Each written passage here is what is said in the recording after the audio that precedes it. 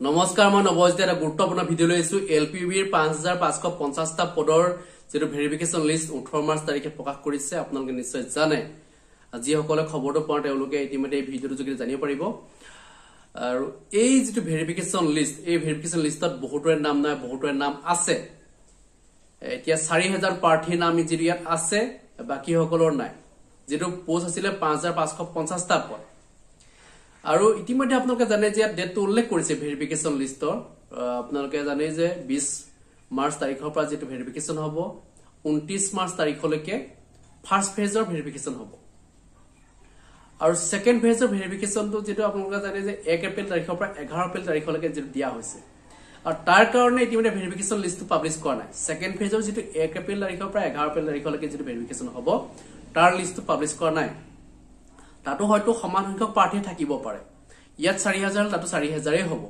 তাতকৈ হয়তো অলপ কম হ'বও পাৰে মানে কি এটা পোষ্টৰ এগেইনষ্টত হয়তো তেওঁলোকে দুজনকো মাতিব পাৰে বা দুজনকে নামাতিলেও তেওঁলোকে মানে এজনতকে বেছিকে মাতিব অলপ প্ৰাৰ্থী বেছিকে মাতিব লাগিব কাৰণ কেলে যেটো বহু প্ৰাৰ্থীৰ ডকুমেন্টত গণ্ডগোল থাকে সেই সকল প্ৰাৰ্থীক ৰিজেক্ট কৰিব মানে মেৰিট লিষ্টৰ পৰা ফাৰ্স্ট প্ৰভিজনাল যিখন মেৰিট লিষ্ট পাবলিশ কৰিব সেই প্ৰভিজনাল মেৰিট লিষ্টত কেৱল মাত্ৰ ভেৰিফিকেশন কৰা সকলৰ নাম থাকিব ভেৰিফিকেশন নকৰা সকলৰ নাম নাথাকিব আপোনালোকৰ সেকেন্ড লিষ্টত যেটো ভেৰিফিকেশন তাৰ হেখিনি ভেৰিফিকেশন হোৱাৰ পিছতে যেটো ফাৰ্স্ট প্ৰভিজনাল লিষ্ট প্ৰকাশ কৰিব দেই মই কৈছো যে এইখিনি ভেৰিফিকেশন হৈ যোৱাৰ পিছত সেকেন্ড ফেজৰ ভেৰিফিকেশন হ'ব তাৰ লিষ্টটো পাবলিশ কৰিব তাৰ পিছতহে ফাৰ্স্ট প্ৰভিজনাল মেৰিট লিষ্ট প্ৰকাশ কৰিব আৰু ভেৰিফিকেশন নকৰা সকলৰ নাম মেৰিট লিষ্টত নাথাকিব বহুতে হাইব পাৰে যে যিসকলৰ ডকুমেন্ট গণ্ডগোল আছে তেওঁলোকে মাতিছে আমাৰ গণ্ডগোল নাই কাৰণে আমাক নাই মতা আপোনালোকৰ কাট অফে হয়তো কভাৰ নকৰিব পাৰে সেই কাৰণে আপোনাক নাই মতা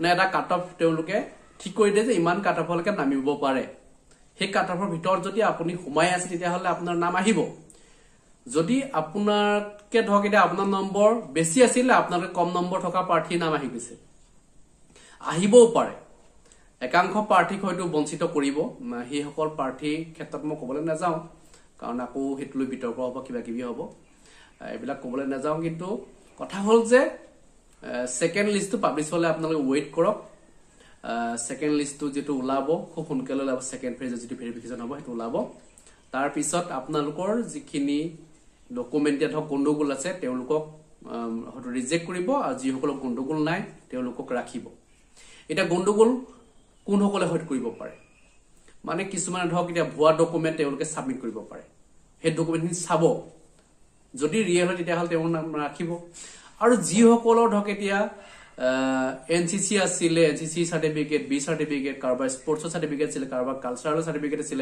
তেওঁলোকৰ ভেৰিফিকেশন হৈ গল তেওঁলোকৰ ভেৰিফিকেশন নহবও পাৰে এতিয়া তেওঁলোকৰ নাম হয়তো এতিয়া উল্লেখ নকৰিব পাৰে কিছুমানৰ নাম আহিবও পাৰে নাজানিম এটো কথাটো কিন্তু কিছুমানে মোক জনাইছে যে আমাৰ মানে এবাৰ ভেৰিফিকেশন হৈ গল কিন্তু এতিয়া নাই ইয়াত ভেৰিফিকেশন লিষ্ট গতিকে আমাৰ নাম নাহিব নেকি হিৰো তেওঁলোকে ডিসাইড কৰিব কাৰণ আপোনালোকৰ ডকুমেন্টখিনি চাইছিলে বুলি কৈছে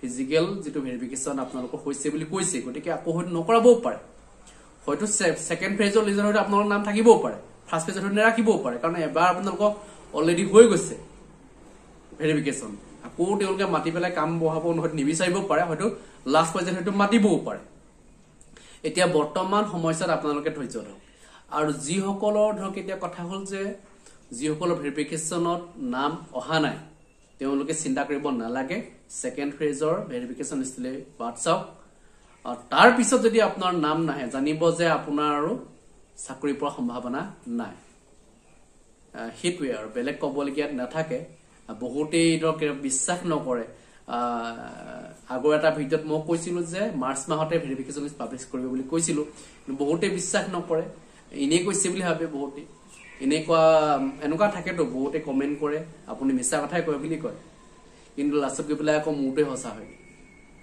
আপোনালোকে এতিয়া এনআইএছৰ ক্ষেত্ৰত মোক খুদি আছে বহুতে এতিয়া এনআইএছৰ ক্ষেত্ৰত এটা নিউজ ইতিমধ্যে আমি পাইছো না যিসকলে 2020 নত তেওঁলোকে এপ্লাই কৰিছিলে তেওঁলোক সিটেৰ উত্তীৰ্ণ প্ৰাৰ্থী হয় তেওঁলোক মানে এনআইএছৰ তেওঁলোকে ডিলিট কৰা হয় সেই সকল প্ৰাৰ্থী কিটা বঞ্চিত কৰিছে ডিডব্লিউ তেওঁলোক সুপ্ৰিম কোৰ্টৰ অৰ্ডাৰটো আনিবলৈ কৈছে সুপ্ৰিম কোৰ্টৰ যদি তেওঁলোকে অৰ্ডাৰটো আনিব পাৰে তেতিয়া হলে হয়তো তেওঁলোক দিব পাৰে সুপ্ৰিম কোৰ্টৰ অৰ্ডাৰ দিয়া তেওঁলোকে দিছে নাই দিয়াত নাজানো, কিন্তু সুপ্ৰিম কোৰ্টৰ অৰ্ডাৰটো কি আছে কি নাই সেইটো মই ভালকে ইমান নাজানো। মানে এতিয়া NISৰ প্ৰাৰ্থীসকলে কয় যে এইটো সুপ্ৰিম কোৰ্টৰ অৰ্ডাৰ, এনেকুৱা ধৰণে আমাক দিব লাগে, আমি এইবাৰ পাম বুলি বহুতেই ধৰক এতিয়া আশা কৰি আছে। গতিকে এইটো সময়ত গম পোৱা যাব। এতিয়ালৈকেতো এইখিনিক ৰিজেক্ট কৰিছে, গতিকে এই 5550টা পদত যিসকলৰ NISৰ প্ৰাৰ্থী আছে তেওঁলোকৰ নাম থাকিব নাথাকিব এতিয়া ক'ব নোৱাৰি। মানে হয়তো ছেকেণ্ড ফেজৰ লিষ্টত নাম আহিব নাহিব এইটো 100% গ্যাৰান্টি দি ক'ব নোৱাৰি। যেহেতু এইসকলক যে বঞ্চিত যে কৰিছে, তেওঁলোকক যে সুপ্ৰিম কোৰ্টৰ অৰ্ডাৰ লৈ আহিবলৈ যে কৈছে যে অৰ্ডাৰ লৈ আহক আমি নিযুক্তি দিম, তেওঁলোকে এতিয়া ছচিয়েল মিডিয়া কাক চাপিছে, আজি কি বুলি কৈছে তেওঁলোকৰ সেই মন্তব্যটো আপোনাৰ ভাল হৈছে। ন্যায়ালয়ৰ নিৰ্দেশনাৰ পাছতো নিযুক্তিক লৈ অনিশ্চয়তা, মেধাৰ গালে মুখে চৰম হতাশাৰ প্ৰচায়া। কিছুমানে মেৰিট লিষ্টত পাইছে, তেওঁলোকে SCRTৰ হয়। আমাৰ এটা 50+ কেণ্ডিডেট আছে যি কেজন মানে NISৰ হয়, আৰু সেইকেজনে মানে এটা ইনভেলিড কৈ আছে। তেওঁলোকে অৰ্ডাৰ লাগে, আমি কৈছো অৰ্ডাৰ কপি দেখাই আছো, তেওঁলোকে অৰ্ডাৰ কপি নামানে, খালি কয় অৰ্ডাৰ আনা। এতিয়া ক'ৰ পৰা অৰ্ডাৰ আনিম? সুপ্ৰিম কোৰ্টে অৰ্ডাৰ দি দিছে, তাৰপিছতো তেওঁলোকে নামানে, এতিয়া ক'ত যাম? সুপ্ৰিম কোৰ্টৰ বাহিৰতো উপায় নাই। ৰাজ্যত পুনৰ আৰম্ভ হৈছে শিক্ষক নিযুক্তিৰ বাছনিৰ প্ৰক্ৰিয়া, কিন্তু সকলো ধৰণৰ প্ৰয়োজনীয় অৰ্হতাৰ লগতে উচ্চতম ন্যায়ালয়ৰ নিৰ্দেশনা থকা স্বত্তেও নিযুক্তি বঞ্চিত হোৱাৰ উপক্ৰম ঘটিছে ৰাজ্যৰ অৰ্ধশতাধিক চাকৰি প্ৰাৰ্থীৰ। কাৰণ এইসকল হৈছে NISৰ অধীনত DLED গ্ৰহণ কৰা CTET উত্তীৰ্ণ প্ৰাৰ্থী। CTETৰ কেছৰ মেৰিট লিষ্ট তাত আমি 916 আছিলো, সেইখিনি আমাৰ মাননীয় হাইকোৰ্টে ৰিজাৰ্ভ কৰি দিছিল। কিন্তু কাট অফ 2020ত যিটো কাট অফ আছে সেই কাট অফ মতে যাৰ মিলে তাক দিব লাগিব। সেইমতে আমাৰ কাট অফ মিলিছে, যিবিলাকৰ কাট অফ মিলিছে সেইবিলাকক দিব লাগে। কিন্তু ৰিচেণ্টলি যিটো 13 তাৰিখে এটা ফাৰ্ষ্ট প্ৰভিজনেল মেৰিট লিষ্ট যিটো ওলালে তাত আমাৰ নাম নাই। এবাৰ মেৰিট লিষ্টত অকল SCRT খিনি ৰাখি ODL ৰাখি আমাক আউট কৰি দিছে, NISক আউট কৰি দিছে। তেওঁলোকে কয় কি ইনভেলিড হয়, কিন্তু সুপ্ৰিম কোৰ্টৰ পৰা অলৰেডি কোৱা হৈছে যে এইটো ভেলিড হয় আৰু গোটেই ষ্টেটে ফলো কৰা। অৱশ্যে এই বঞ্চনা এতিয়াৰ নহয়। 2020 চনৰ 11 ছেপ্টেম্বৰত বিজ্ঞাপন প্ৰকাশ কৰাৰ সময়তো CTET উত্তীৰ্ণ এইসকল প্ৰাৰ্থীক শিক্ষক পদত নিযুক্তিৰ বাবে প্ৰদান কৰা হোৱা নাছিল আবেদনৰো অনুমতি। গুৱাহাটী উচ্চ ন্যায়ালয়ৰ হস্তক্ষেপতহে CTET উত্তীৰ্ণ ৰাজ্যৰ 916 গৰাকী প্ৰাৰ্থীয়ে 2021 চনত আবেদন কৰাৰ বাবে লাভ কৰিছিল সুযোগ। এই সুযোগৰ ভিত্তিত গৰিষ্ঠ সংখ্যকে প্ৰতিপন্ন কৰে নিজৰ মেধা, যাৰ বাবে SCRTৰ অধীনত DLED কৰা সকলৰ নাম সন্নিৱিষ্ট হয় মেধাৰ তালিকাত। কিন্তু উচ্চতম ন্যায়ালয়ৰ নিৰ্দেশনাৰ লগতে নিৰ্দিষ্ট নম্বৰ লাভ কৰাৰ পাছতো মেধাৰ তালিকাত নাম নাই NISৰ অধীনত DLED কৰা অৰ্ধশতাধিক প্ৰাৰ্থীৰ।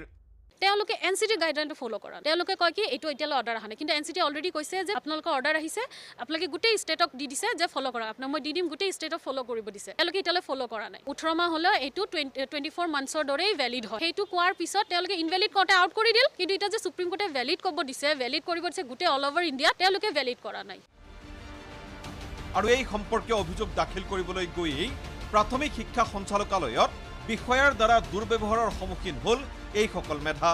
সুপ্ৰিম কোৰ্টে যিটো ৰায় দিছে সেইটো দেখালো, লগতে NCTৰ যিটো গাইডলাইন দিছে সেইটো দেখালো। তেতিয়া আমাৰ ডিৰেক্টৰ মেমে ক'লে না ঠিকে আছে ভেলিড, কিন্তু আমাৰ অফিচৰ দুজন মানুহে কোৱাৰ লগে মেডামে কোৱাৰ লগে লগে আমাক মানে বেলেগ ফালে লৈ গ'ল, মিছবিহেভ কৰিলে, আমাৰ লগত মিছবিহেভ কৰিলে। এতিয়া যেতিয়া অফিচতো ক'লো গ্ৰিভেৰেঞ্চ দিব দিছে আজি আমাক, তেওঁলোকে কয় কি আমি আমাৰ হাইকোৰ্টে সুপ্ৰিম কোৰ্টৰে মানা নাই, তেওঁলোকে সুপ্ৰিম কোৰ্টৰে মানা নাই বুলি দম দিছে আমাক, কিন্তু মেমে কোৱা নাই, মাতিছে আজি ডেট দিছে 17-18 গ্ৰিভেৰেঞ্চ দিব লাগে। তে গ্ৰিভেৰেঞ্চত মাতাৰ পিছত তেওঁলোকে কেলে মিছবিহেভ কৰিছে আমাৰ লগত, তাতেও মেমৰ আণ্ডাৰ ভিতৰত মিছবিহেভ কৰিছে আমাৰ লগত। দুজন অফিচৰ মানুহে, নাম হ'ল বায়ন ছাৰ আৰু পাৰ্থ ছাৰ, তেওঁলোকেই মেইন হয়। টিটু গগৈৰ লগত, টিটু ছাৰৰ লগত তেওঁলোকে মেইন হয়, কেছৰ বস্তু চাই, আৰু তেওঁলোকে গোটেইখিনি ডাইভাৰ্ট কৰিছে, যিটো মেমে বহুত বস্তু নাজানে। ইয়াকে লৈ বাৰুকৈয়ে হতাশ এইসকল চাকৰি প্ৰত্যাশী।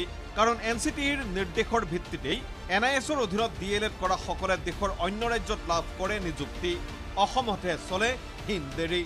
বেলেগ বেলেগ ষ্টেটত ভেলিড, মেঘালয়ত ভেলিড কৰিছে, উত্তৰাখণ্ডত ভেলিড কৰিছে, কিছুমান আকৌ বিহাৰত কৰি আছে, বেলেগ ষ্টেটত ভেলিড। এতিয়া আমাক মানে ইমানখিনি কোৰ্টৰ অৰ্ডাৰ অহাৰ পিছতো খালি কৈ আছে অৰ্ডাৰ দিয়া। এতিয়া আপোনালোকে চাওক আৰু কি কৰা যায়, গোটেই আমি অৰ্ডাৰ দিম আপোনাক। আপোনালোকে তেখেতলোকৰ মন্তব্য শুনা পালে, গতিকে NISৰ প্ৰাৰ্থীসকলৰ ক্ষেত্ৰত মই এতিয়া বিশেষ মন্তব্য কৰিবলৈ নাযাওঁ। এতিয়া কথা হ'ল যে যিসকল প্ৰাৰ্থী ইতিমধ্যে ভেৰিফিকেশ্যন হ'ব, তেওঁলোকে ডকুমেণ্ট কি লৈ যাব লাগিব, তেওঁলোকে অৰিজিনেল ডকুমেণ্টসমূহ লৈ যাব লাগিব। কাৰোবাৰ যদি অৰিজিনেল ডকুমেণ্ট উলিওৱা থকা নাই, LPৰ কাৰণে কি নিব লাগিব আপোনালোকে জানে যে HSৰ আপোনালোকে অৰিজিনেল চাৰ্টিফিকেট লৈ যাব, মাৰ্কশ্বিট চাৰ্টিফিকেট, তাৰপৰা আকৌ আপোনাৰ ডিলডৰ অৰিজিনেল মাৰ্কশ্বিট চাৰ্টিফিকেট, টেটৰ মাৰ্কশ্বিট চাৰ্টিফিকেটটো লাগিবই, আৰু লগতে ডিগ্ৰীৰ কাৰণে আপোনালোকৰ ডিএলএডৰ বা কাৰোবাৰ বিএডৰ মানে মাৰ্কশ্বিট চাৰ্টিফিকেট লৈ যাব, টেটৰ মাৰ্কশ্বিট চাৰ্টিফিকেট, আকৌ এইচএছৰ মাৰ্কশ্বিট চাৰ্টিফিকেট, এইখিনি বিচাৰিব। আৰু আপোনালোকে এটা ফাইল ভালকে লৈ যাব, খেলিমেলি নকৰিব। ডকুমেণ্টবিলাক কিছুমানে খেলিমেলি কৰে, এদমমান ডকুমেণ্ট লৈ যায়, ডকুমেণ্টখিনি নি পেলাই তেওঁলোকে তাত গৈ সময় নষ্ট কৰে। এইটো নকৰিব। আপোনালোকে যিখিনি ডকুমেণ্ট দৰকাৰী সেইখিনিহে লৈ যাওক। অদৰকাৰী ডকুমেণ্ট এসোপা ভৰাই পেলাই আপোনালোকে লৈ নাযাব, খেলিমেলি হ'ব আৰু তাত ডকুমেণ্ট হেৰুৱাৰ চান্সটো বেছি আছে। গতিকে হিচাপৰ ডকুমেণ্টখিনি লৈ যাওক, বাকীখিনি থৈ যাওক, যাতে তাত খুব সোনকালে যাতে আপোনাৰ ভেৰিফিকেশ্যন কৰিব পৰা যায়। গতিকে সেইটো চিষ্টেমটো আপোনালোকে কৰিব। ষ্টেপ বাই ষ্টেপ এনেকৈ এইচএছৰ মাৰ্কশ্বিট চাৰ্টিফিকেট একেলগে থাকিব, ডিগ্ৰীৰ মাৰ্কশ্বিট চাৰ্টিফিকেট এনেধৰণে ৰাখিব, ডিএলএডৰ মাৰ্কশ্বিট চাৰ্টিফিকেট। ডিএলএডৰ অৱশ্যে মাৰ্কশ্বিট চাৰ্টিফিকেট বুলি এখন একেখনেই, মানে গম পাইছে নহয় আপোনালোকে, তাত আৰু মানে চাৰ্টিফিকেট বা মাৰ্কশ্বিট বেলেগ বেলেগকে নাই, একেখনেই। এতিয়া কোনোবাই SCRT ধৰক ডিএলএড কৰিছিলে, তেওঁলোকৰতো এখনেই পাইছে তেওঁলোকে। আৰু সেইসকল প্ৰাৰ্থী চিন্তা কৰিব নালাগে। মোক জনাইছিলে যে SCRT প্ৰাৰ্থীসকলৰ কি হ'ব, তেওঁলোকৰ নাম নাহিব নেকি? তেওঁলোকৰ নাম আহিছে, তেওঁলোকে চিন্তা কৰিব নালাগে। SCRT সকলৰ কোনো সমস্যা নহয়। আৰু লগতে মই জনাব বিচাৰিছো যে কোনোবাই যদি ফেক ডকুমেণ্ট দিয়ে তেতিয়া কিন্তু বিপদত পৰিব। তাত সেইটো উল্লেখ আছে এটা পইণ্টত। আপোনালোকে পইণ্টখিনি স্ক্ৰীণত দেখি আছে, পইণ্টখিনি পঢ়ি যাব। তাত যদি ফেক ডকুমেণ্ট আমি চাবমিট কৰি তেতিয়াহ'লে আপোনালোকক লিগেল একশ্যনত ল'ব পাৰে তেওঁলোকে। গতিকে সেইখিনি নকৰিব। আপোনালোকে অৰিজিনেল ডকুমেণ্ট লৈ যাওক। আৰু যিখিনি আপোনালোক জানিবলগীয়া আছে কথা সেইখিনি অলৰেডি মই কৈছোৱেই। আৰু যদি কিবা ক'ব লগা আছে নিশ্চয় কমেণ্ট ছেকশ্যন লিখিব। ধন্যবাদ। জয়।